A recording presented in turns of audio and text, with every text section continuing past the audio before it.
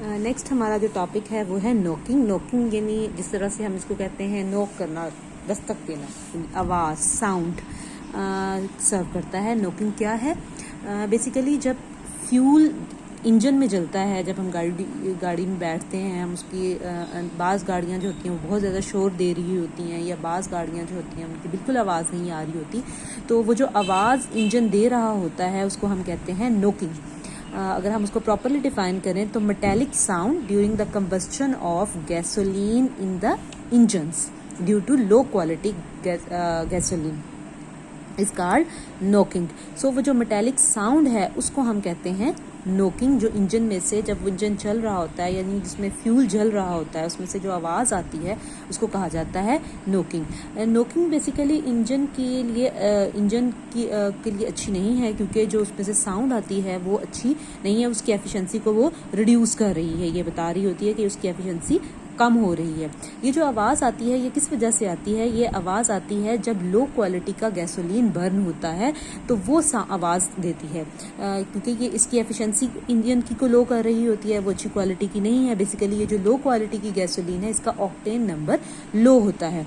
अगर हम देखें कि हायर क्वालिटी का गैसोलीन बर्न कर रहा होता है इंजन के अंदर तो साउंड नहीं आती। ऑक्टेन नंबर क्या है? जो अभी मैंने बात की कि लो क्वालिटी का ऑक्टेन हो, ऑक्टेन नंबर जो है वो गैसोलीन जो लो क्वालिटी की है वो बर्न हो रहा होता है, जिसकी वजह से ये प्रॉब्लम आता है। तो ऑक्टेन नंबर क्या है? ऑक्टेन नंबर बेसिकली एक परसेंटेज है जिसके अंदर बाय वॉल्यूम आइसो ऑक्टेन और एन हेप्टेन, इन दोनों का जो परसेंटेज है बाय वॉल्यूम वो फ्यूल के अंदर शो करवाता है ऑक्टेन नंबर। जितनी ऑक्टेन नंबर की वैल्यू ज्यादा होगी उतना ही अच्छा फ्यूल या गैसोलीन की क्वालिटी को वो शो करवाता है। जितनी लो होगी उतनी वो बैड क्वालिटी का फ्यूल होगा। यूजुअली जो इस सबसे अच्छा क्वालिटी का जिसको हम आइसो ऑक्टेन कहते हैं उसकी रेंज 100 है, जबकि ये जो एन हेप्टेन है इसकी रेंज 0 है, यानी ये लो क्वालिटी का फ्यूल है और जो नोकिंग मैक्सिमम नोकिंग को प्रोड्यूस करता है वर्स्ट फ्यूल है। जबकि जो हमारे पास आइसो ऑक्टेन है ये गुड क्वालिटी का है, इसकी जो तकरीबन रेंज जो है एन हेप्टेन की 0 तक आती है, आइसो ऑक्टेन की 80 तक हमारे पास आती है। अगर हम ये कहें कि हम मिक्सचर यूज़ कर रहे हैं 80% आइसो ऑक्टेन और 20% एन हेप्टेन, तो इसका मतलब ये होता है कि इसके अंदर 80% गुड क्वालिटी है एंड 20% ये हमारे पास जो रेगुलर हम कहते हैं कि ये शो करवा रहा है। जो रेगुलर गैसोलीन को हम यूज़ करते हैं उसका जो ऑक्टेन नंबर है वो है 74। सो जो इंजन की आवाज़ है या इंजन की जो क्वालिटी है उसको जो ख़राब कर रही है वो है ऑक्टेन नंबर के साथ एसोसिएट करता है। ऑक्टेन नंबर यानी फ्यूल की क्वालिटी को शो करवाता है। अगर हम इसको वैसे जनरली देखें या सिंपल वर्ड्स में बात करें तो ऑक्टेन नंबर क्या है? ऑक्टेन नंबर बेसिकली फ्यूल की क्वालिटी को शो करवाता है। जितना ब्रांच्ड कंपाउंड होगा, जितना ब्रांच्ड गैसोलीन होगा उतनी ही उसकी क्वालिटी अच्छी होगी, जितना वो स्ट्रेट चेन में होगा उतनी उसकी क्वालिटी वर्स होगी। इसी को इम्प्रूव करने के लिए, इस गैसोलीन को इम्प्रूव करने के लिए हम एक प्रोसेस यूज़ करते हैं जिसको हम कहते हैं रिफॉर्मिंग। सो उससे पहले हमें पता होना चाहिए कि नोकिंग क्या है। नोकिंग बेसिकली साउंड है। किस चीज़ का साउंड है? जो कि फ्यूल का बर्न होता है इंजन के अंदर, उस बर्न होने के नतीजे में जो साउंड प्रोड्यूस होता है बैड क्वालिटी गैसोलीन बर्न होने के नतीजे में, उसको हम कहते हैं नोकिंग। उस नोकिंग को इम्प्रूव करने के लिए या उस नोकिंग को रिड्यूस करने के लिए या उस गैसोलीन की एफिशिएंसी को इम्प्रूव करने के लिए जो प्रोसेस हम यूज़ करते हैं उसको हम कहते हैं रिफॉर्मिंग। इट इज़ बेसिकली इसको डिफाइन अगर हम केमिकली करें, केमिस्ट्री की ज़बान में करें तो ये क्या है? It is the process of conversion of straight chain hydrocarbon into branched chain hydrocarbon. जैसे मैंने आपको पहले भी ये बात बताई है कि जो स्ट्रेट चेन वाले हाइड्रोकार्बन या स्ट्रेट चेन वाला गैसोलीन है वो लो क्वालिटी का है, जबकि जो ब्रांच चेन वाला हाइड्रोकार्बन है यानी आइसो ऑक्टेन है ये गुड क्वालिटी गैसोलीन है।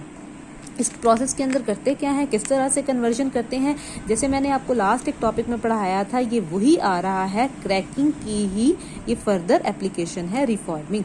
यानी हम जो स्ट्रेट चेन वाले कंपाउंड हैं उनको हम क्रैक करके लोअर कंपाउंड के अंदर कन्वर्ट कर रहे हैं। लाइक अगर आप देखें तो हम एन ऑक्टेन को कन्वर्ट कर रहे हैं आइसो ऑक्टेन के अंदर। ये एन ऑक्टेन है, इसको हम कन्वर्ट कर रहे हैं आइसो ऑक्टेन, या आप ये कह सकते हैं कि पेंटेन के अंदर, यानी ऑक्टेन हायर मेंबर और पेंटेन लोअर मेंबर। इसको हम एल्यूमिनियम क्लोराइड की प्रेजेंस में 100 डिग्री सेल्सियस टेम्परेचर और 50 एटमॉस्फेयर प्रेशर की प्रेजेंस में हम इसको कन्वर्ट करते हैं एन ऑक्टेन को आइसो ऑक्टेन में, या अगर हम इसका IUPAC नाम देखें तो 2,2,4 ट्राई मिथाइल पेंटेन के अंदर हम इसको कन्वर्ट कर रहे हैं। जो कोई और कैटलिस्ट अगर आप देखें तो वो रिफॉर्मिंग के प्रोसेस में यूज हो सकता है, वो है टेल यानी टेट्रा इथाइल लेड को भी हम इम्प्लॉय करते हैं, लेकिन इसके लिए ये करते हैं कि जो गैसोलीन है उसके अंदर ही इसको मिक्स किया जाता है। मिक्स करने के बाद हम इसको फिल कर देते हैं, ये वहीं अपने फ्यूल की क्वालिटी को बेटर करता है। लेकिन टेट्राइथाइल लेड को अगर आप यूज़ करते हैं, एम्प्लॉय करते हैं, तो उसका जो इन्वायरमेंटल हैजर्ड है वो ये है कि जो इसके अंदर लेड है, ये फ्री लेड जब ये एयर के अंदर जाता है तो रेस्पिरेटरी इश्यूज को क्रिएट करता है। इस वजह से ये जो टेट्राइथाइल लेड है ये इसके इन्वायरमेंटल हैजर्ड्स भी हैं। सो इंजन की क्वालिटी को इम्प्रूव करने के लिए जो गैसोलीन की क्वालिटी है हमें उसको इम्प्रूव करना है। उसको इम्प्रूव करने के लिए हमें क्या चीज़ यूज़ होती है, हमें इंजन की एफिशिएंसी को प्रॉपर करने के लिए जो चीज़ उसके अंदर यूज़ करते हैं वो है रिफॉर्मिंग। रिफॉर्मिंग में हम क्या कर रहे हैं, रिफॉर्मिंग के अंदर हम टेट्राइथाइल लेड को यूज़ कर रहे हैं। टेट्राइथाइल लेड की मदद से हम इंजन की क्वालिटी को इम्प्रूव कर रहे हैं, यानी एन ऑक्टेन को हम कन्वर्ट कर रहे हैं आइसो ऑक्टेन के अंदर। सो ये थे हमारे आज के टॉपिक।